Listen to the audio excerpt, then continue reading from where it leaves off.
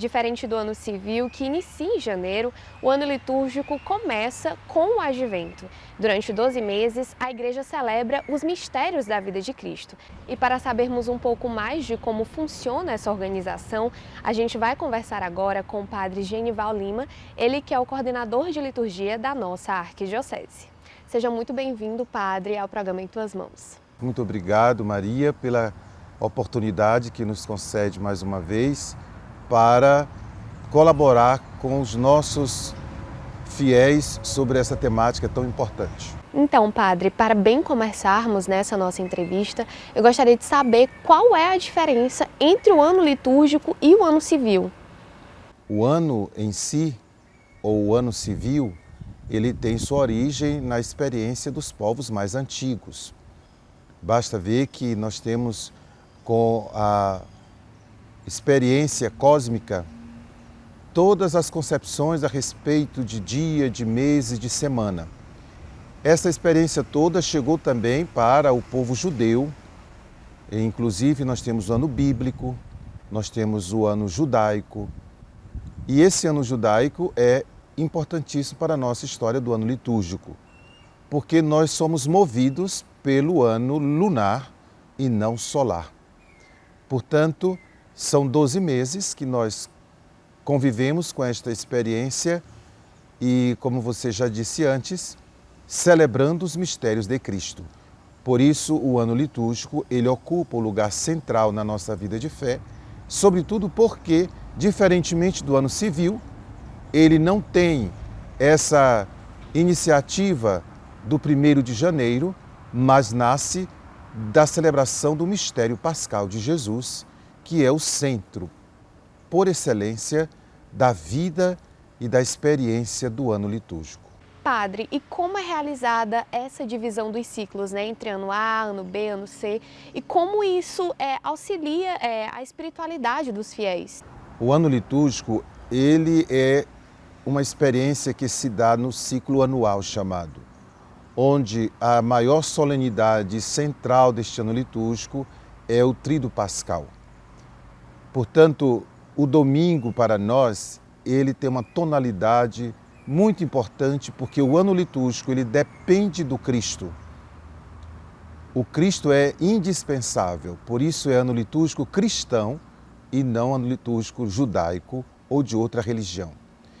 Por essa razão, dentro desse tempo que nós chamamos ciclo anual, que vivenciamos celebrando os mistérios de Cristo e também dos santos, a memória dos santos, nós podemos dizer que a Igreja, para bem ajudar os seus fiéis na vivência do mistério celebrado, encontrou ao longo dos anos esta experiência dos 3 anos. Na verdade, são 3 formas de celebrar o mistério de Cristo durante um ano. Mesmo sendo civil, nós celebramos o ano litúrgico, como já dissemos, iniciando com a solenidade de Cristo Rei, que marca exatamente o tempo do Advento que já segue. Então, nesse sentido, o ano A, por exemplo, o que marca a história celebrativa do povo de Deus é a prioridade para o Evangelho de Mateus, o primeiro dos sinóticos. O ano litúrgico B, a prioridade para a leitura, a reflexão do Evangelho de São Marcos, o segundo dos sinóticos. E o ano C que estamos vivendo, ele marca exatamente a experiência bíblica com a prioridade ao Evangelho de São Lucas. Você poderia me perguntar aí por que não São João? São João é o evangelista que está nos momentos mais fortes da liturgia que celebramos durante o ano litúrgico. Por exemplo, no tempo do Natal do Senhor.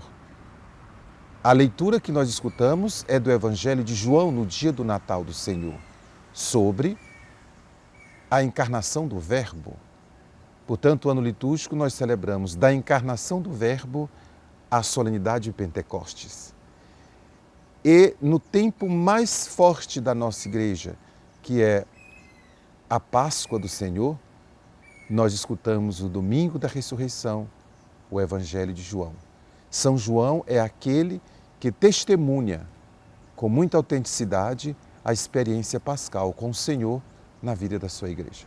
E como é que os fiéis eles podem melhor vivenciar esses tempos litúrgicos? Então, como dizem as normas universais e o calendário geral romano a respeito do ano litúrgico, a igreja tem esta iniciativa de celebrar os mistérios de Cristo em determinados dias, com especial dedicação ao dia do Senhor, que é o domingo, é o coração da semana, é o dia por excelência, é o dia do ressuscitado e da igreja. Partindo desse princípio, nós podemos dizer que os fiéis poderão cada vez mais vivenciar esta experiência, fortalecendo a sua espiritualidade, tomando consciência de cada tempo litúrgico que nós celebramos durante o ano litúrgico. Porque nós celebramos os tempos litúrgicos da nossa liturgia cristã católica. Por exemplo, o tempo do Advento e Natal, que nós chamamos o ciclo do Natal, o ciclo natalino. O tempo da Quaresma e Páscoa, que nós chamamos do ciclo pascal. E o tempo comum.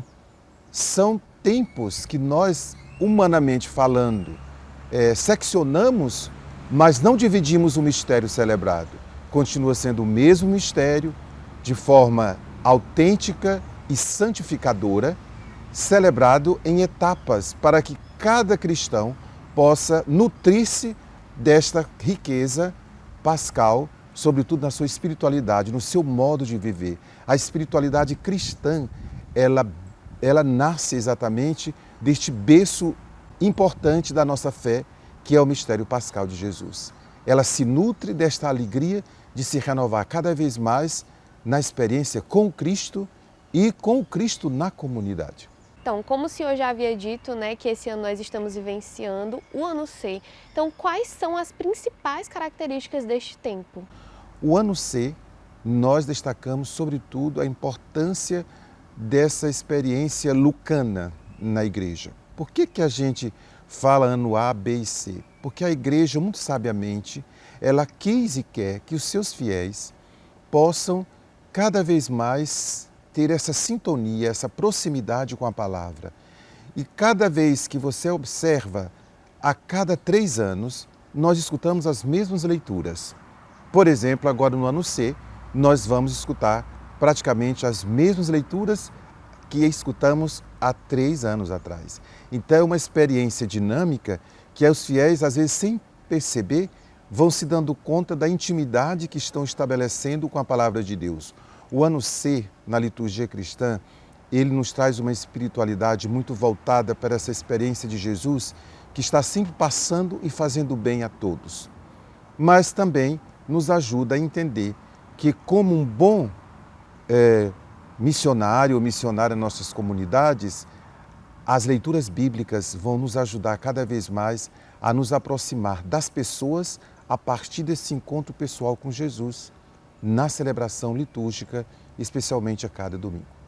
Então, padre, eu gostaria muito de agradecer a sua presença aqui, né, para tirar todas essas dúvidas e esclarecer melhor o que é que nós estamos vivenciando neste 2025 na liturgia da igreja. Nós que agradecemos, Maria. Pena que o nosso tempo não é suficiente para falar um pouco mais. Muito obrigado.